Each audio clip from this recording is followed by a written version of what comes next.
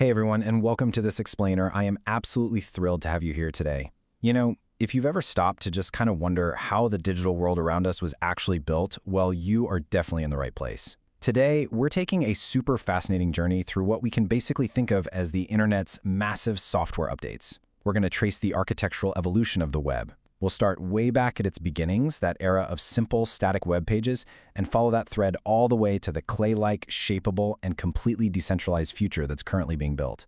It's just an incredible story of technological transformation, and I seriously can't wait to unpack it with you all. So, here's our roadmap for today. We're going to cover 1.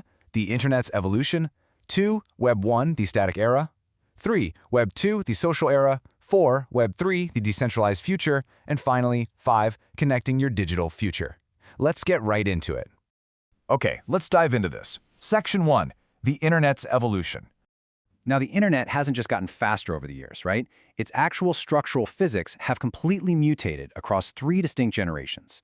We started out with the first generation, Web1, which essentially laid down the foundational nodes.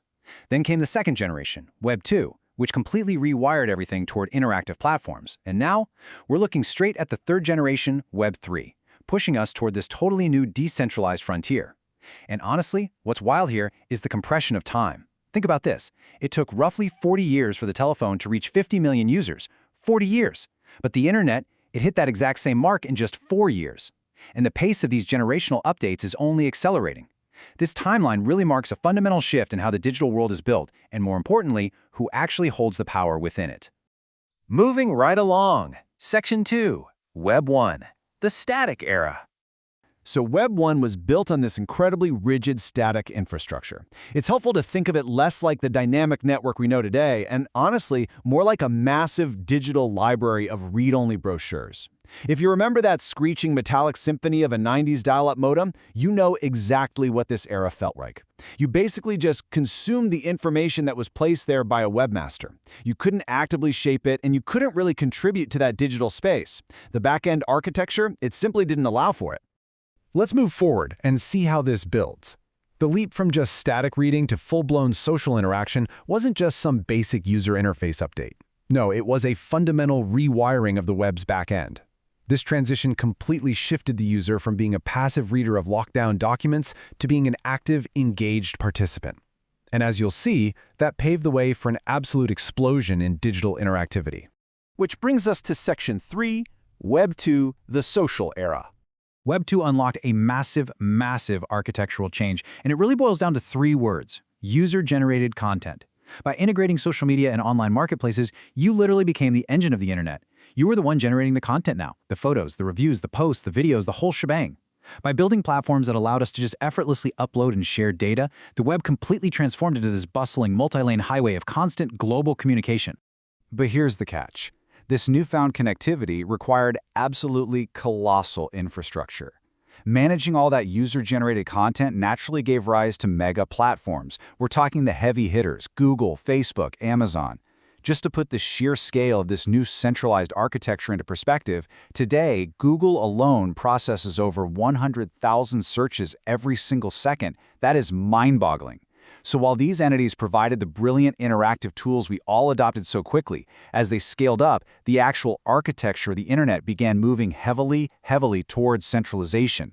And this era forced a really critical trade-off. We saw the intense centralizing of data and digital services. Sure, the web felt exponentially more connected to the everyday user, but physically, the servers, the data, and ultimately the power were being rapidly funneled into these massive corporate silos. So, we gained incredibly seamless social networks, but the price? We kind of traded away our decentralized control. Now, what's really interesting about this next shift is how we're pivoting yet again. The proposed solution to Web2's centralized data is Web3's focus on decentralized user ownership. It's essentially a structural proposal to completely flip the power dynamic. We're talking about shifting from that centralized corporate control we just discussed right back toward individual user empowerment and doing it all at the base protocol level. Let's explore that in Section 4, Web3, the decentralized future. At the very core of this decentralized push is blockchain technology.